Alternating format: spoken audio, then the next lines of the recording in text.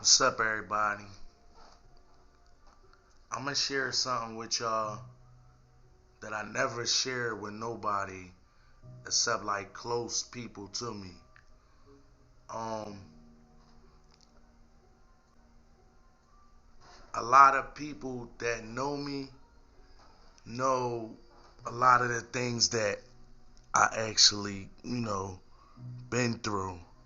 So I'm just gonna break down not what I've been through, but why. All right. So when I was young, I would come home. Well, I'll say it like this. My mom, she met somebody and she brought him into the house. And for some reason, I guess, I don't know if he like just hated me for no reason or what it was. I never understood. But all I do remember is how it used to be. And for me it was tragic. Let's say. So I you know, normal kid growing up in the projects, not really causing too much of an issue at home, just doing normal things. Of course, not all the time the right thing, but I don't think I deserved what I got for being a kid. You understand? So a lot of times it started off with just little punches here and there. Then it was like you knew you were getting like a full on long beating for like 20, 30 minutes long. And we talking about like no, like pause y'all, like no, this is a serious moment. There's no gay nothing. No, none of that. But like with no clothing on. Now mind you, I'm a kid. I'm like 11, strip. You know what I'm saying? And just beat for like 20, 30 minutes at a time. But but bad though, to the point where the neighbors hear it. And that, so every time I come outside, everybody, Drew, I just heard you in there getting. So that became to me like a normal thing. Everybody always know what's happening to Drew. Everybody always know, Drew in there getting fucked up again. You know what I mean? By this guy, man. So as time went on and time went on, it just would get worse and worse.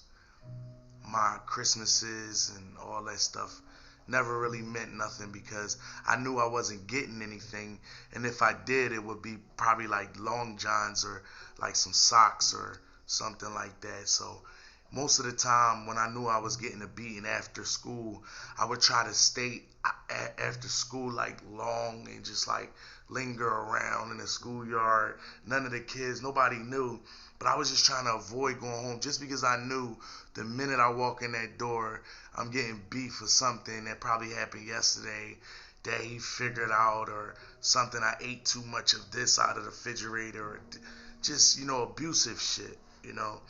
So a lot of times, the reason why I'm bringing this up because, I spent time, incarcerated, and a lot of people used to just think Drew just going out there doing this because he wanted to do this. He doing this because he, but nobody never asks you what make you mentally, psychologically want to do the things you do, and it stems from somewhere, not, you know, it doesn't start from where people see the problem at.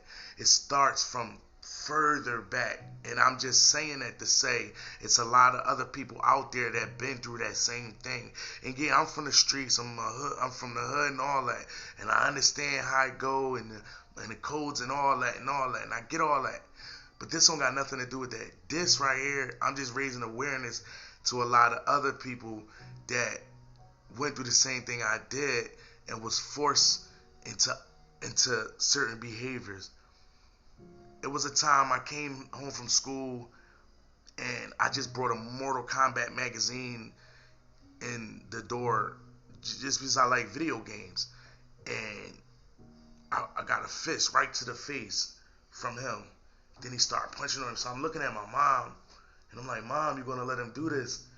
And if I can remember, I think she kind of like turned her head, like it was hurting her too. I know, she didn't want to, see that. But I don't know what it was that was making her stay with him. And I'm not mad at or angry. No, a lot of y'all gonna ask, am I angry at my mom? No, I'm not angry. I love my mom. I'm not angry at my mom.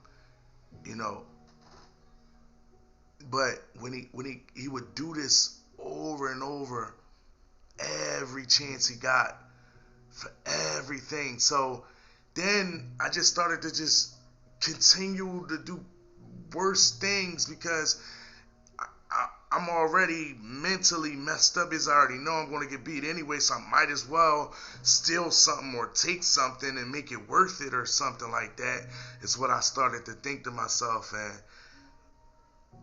it just kept going on and on and on and on. And I remember one time he said, get ready, you're getting ready to get another one.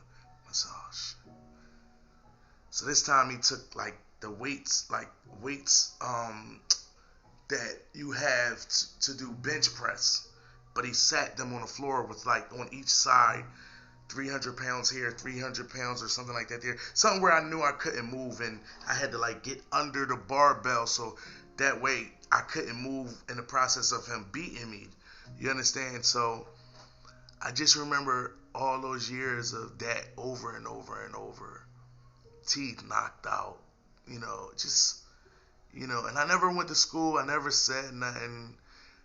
Just everybody where I'm from, though, kind of knew about our house because they would hear it. They can hear, you in the projects, all the row homes are like stuck together. So, and I just remember, man, just every day.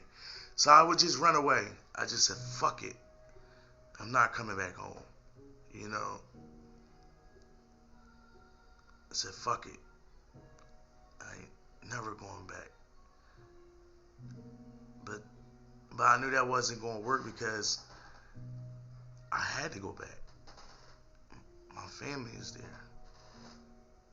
But I didn't want to go back because I knew what was going to happen. But anyway, it just got worse and worse. And so psychologically, the damage was already done.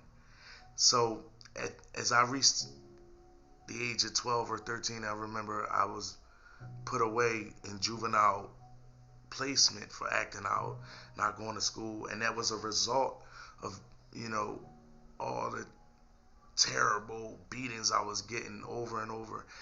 And nobody would listen. Nobody believed me. I didn't say that happened. I would never say this is what's happening, but I would always tell them, the person you see me as in these conditions is not who I am. Trust me, it's more than that. Nobody never really, they just thought I was just acting out on, just doing these things deliberately to gain attention or something. But my family knew. Everybody in that house knew because they were there watching me get beat all the time. And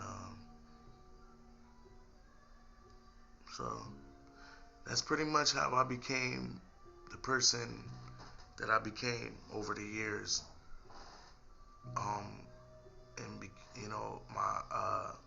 so any addiction that I had at those times as an early teenager coming up into adulthood was a result of those things that were playing traumatically in my brain and causing me to do demonic things now, just wanted to break this stuff down to y'all because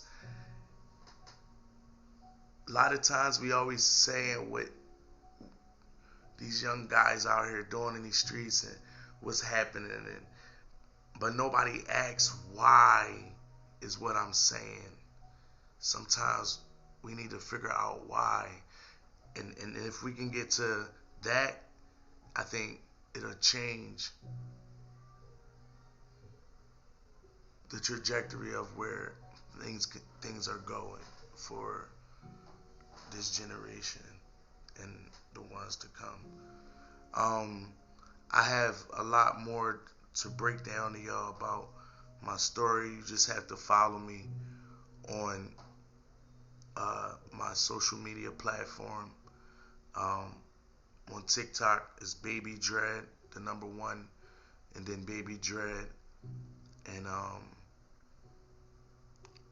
you can just pretty much, I'll make sure that I keep you guys posted on, as far as YouTube, on the other parts to this that I didn't share with you guys yet. And it's for a reason, but it's deep. It's a history of things that contributed to my self-destruction. So I just wanted to reach out to everybody out there and say I understand, and if you've been through something similar to what I'm talking about, then you'll understand where I'm coming from, and why some of the behaviors that take place in our and throughout our lives at those early ages are sometimes a reflection of the environment that you're being brought up in, and that can be sometimes your own home, especially, because of course it's going to be that, but like primarily, so like I said, yeah, it's a lot more I want to get into with y'all, and like I said,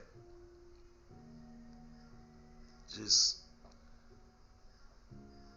take this walk with me, and we gonna get to know each other a lot better, and y'all be able to understand Babydred a lot more, and why I make certain music and say some of the things that I say in my songs. It all makes sense. It's all part of history that took place in a real life story. Much love. It's your boy Babydred.